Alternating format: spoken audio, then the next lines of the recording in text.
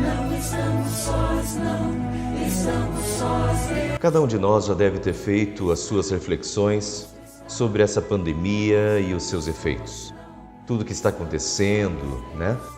E talvez até tirado algumas lições de tudo isso. Eventualmente até cada um tirou uma lição diferente de acordo com a sua realidade. Nessa semana eu estive lendo um livro, um livreto na verdade, escrito em 10 de março, agora de 2020, né, por John Piper. John Piper é um famoso e já idoso teólogo americano. O título é Coronavírus e Cristo. Eu li o livro no original porque achei que ele não estivesse traduzido ainda. Afinal, ele foi produzido em 10 de março, um mês e meio atrás. Mas ontem, dando uma olhada no Google, eu descobri que ele já está traduzido e até pode ser baixado gratuitamente. É só digitar no Google Coronavírus e Cristo e baixar o livro. Não sei se eu concordo com todas as ideias dele, mas é um teólogo de respeito, de grande conhecimento bíblico, que vale a pena ser lido e refletido. Então, indico a leitura. Lendo o livro, eu pensei em falar um pouco sobre o tema. De forma alguma eu vou refletir tudo o que poderia fazer todas as reflexões em todas as áreas que o coronavírus nos levou a refletir. Vou dar apenas alguns enfoques. Como eu já disse em outra ocasião, eu não coloco essa epidemia como um castigo divino. Só Deus sabe sobre isso. Mas, biblicamente, algumas coisas nós podemos afirmar com certeza. Uma delas, e usando a frase do C.S. Lewis, é de que a dor pode funcionar como o megafone de Deus. Através da dor, Deus grita para um mundo surdo. Assim como uma morte nos faz pensar na realidade da morte, e na nossa vida passageira, é só quando nós sentimos dor que refletimos na fragilidade dos nossos corpos e das nossas vidas. Assim também o grito de dor do mundo, por causa do coronavírus, nos lembra da realidade deste mundo, que esse mundo está doente. Nós vivemos num mundo doente. Romanos capítulo 8, versículo 19 a 23, expressa isso muito bem e muito claramente. Diz o texto: a natureza criada aguarda com grande expectativa que os filhos de Deus sejam revelados.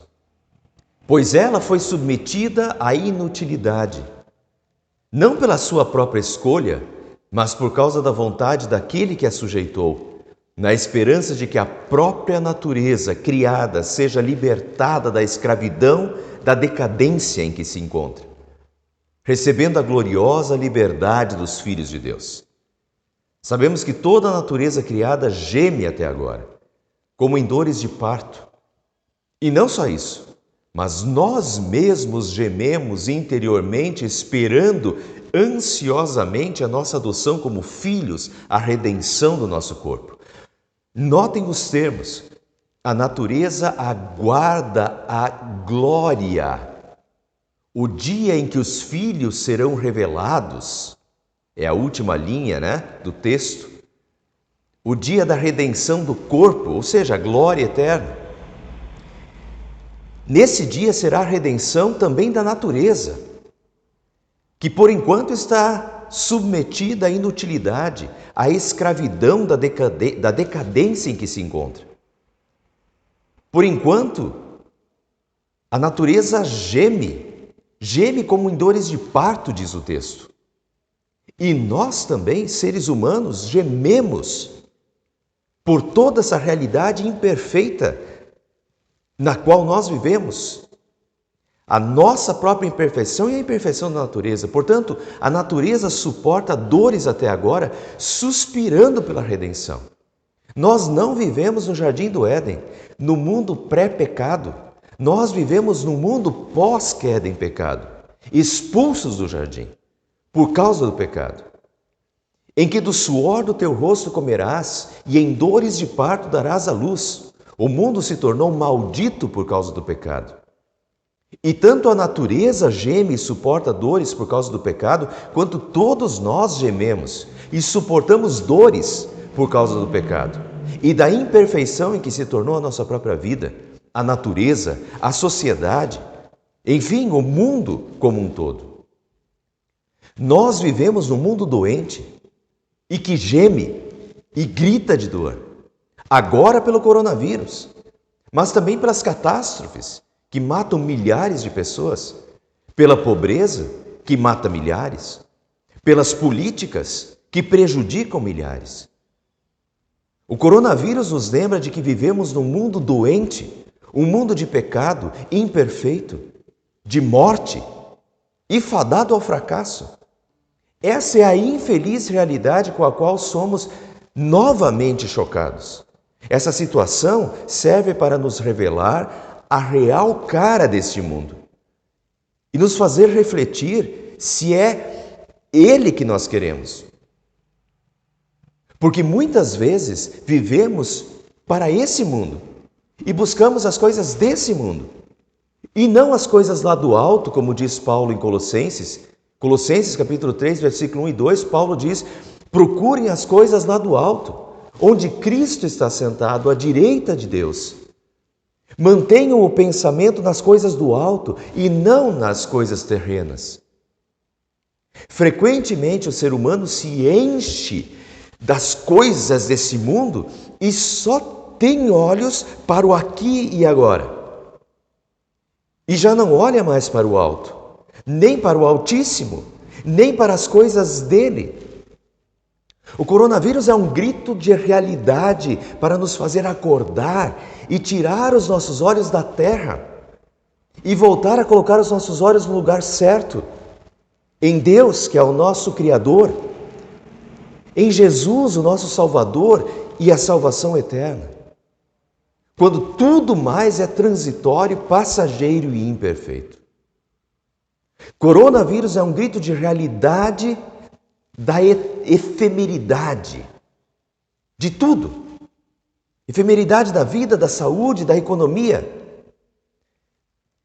Efemeridade da vida e da saúde. Quem pode dizer que se pegar o vírus resistirá a ele? Ninguém. Um dia morreremos. A vida é passageira.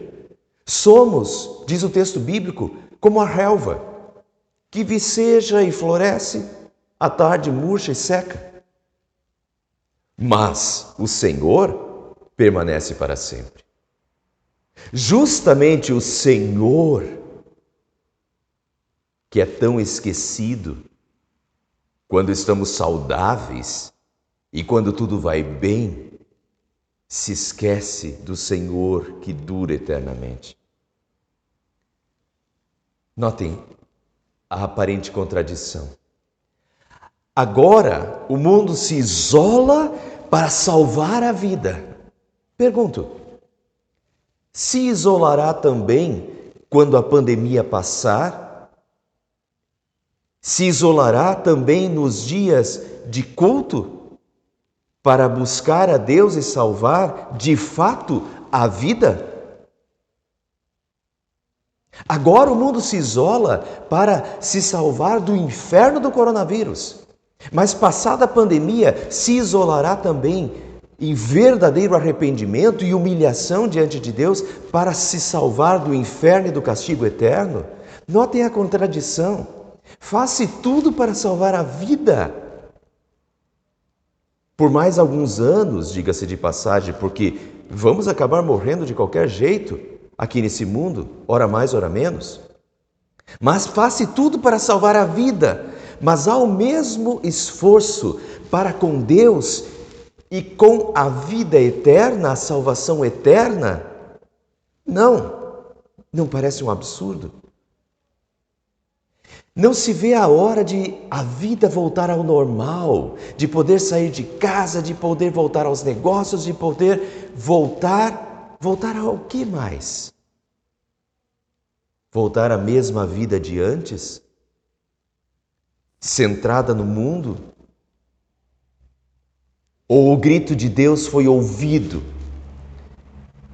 e voltaremos dessa pandemia mais chegados a Deus, menos chegados ao mundo doente que passa, menos chegados à correria do mundo que passa, mais chegados à família, que é uma fonte de verdadeiro carinho e afeto, menos orgulhosos, menos arrogantes, prepotentes, autossuficientes e mais dependentes de Deus, mais chegados a Ele, mais agradecidos, mais conscientes de que essa vida passa e de que esse mundo passa e só Ele permanece eternamente. O coronavírus também serviu para mostrar a efemeridade da economia e da prepotência em confiar apenas nos seus próprios esforços ou no braço forte, como diz o texto bíblico. Vários comerciantes orgulhosos dos seus negócios e que se achavam autossuficientes, orgulhosos, prepotentes, achando que a sua inteligência lhes tinha garantido um negócio próspero. Não precisavam de Deus. Agora veem que bastam alguns meses para os arruinar e que não depende tudo deles. Hoje você está bem de vida, amanhã você não está. Você pode falir, porque não depende tudo de você. Onde está a tua confiança? Onde está a tua força? Onde você coloca a tua força e a confiança? Podemos acordar e depender do Senhor. Como diz Tiago 4,14, vocês nem sabem o que lhes acontecerá amanhã. O que é a sua vida? Vocês são como a neblina, que aparece por um pouco de tempo e depois se dissipa. Ao invés disso, deveriam dizer, se o Senhor quiser, viveremos, faremos isto ou aquilo.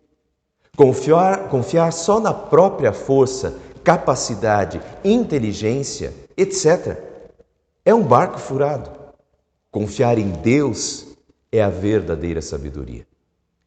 Essa pandemia pode ter um efeito purificador da fé, para que se volte a colocar a vida nos trilhos de Deus, da vida eterna e do que realmente tem valor. Enfim, quem tem olhos para ver, quem tem ouvidos para ouvir, que veja nessa pandemia a condição efêmera desse mundo e ouça o megafone de Deus chamando ao arrependimento, chamando a rocha inabalável, chamando a vida eterna, a salvação, as coisas do alto, aos novos céus e à nova terra. Amém.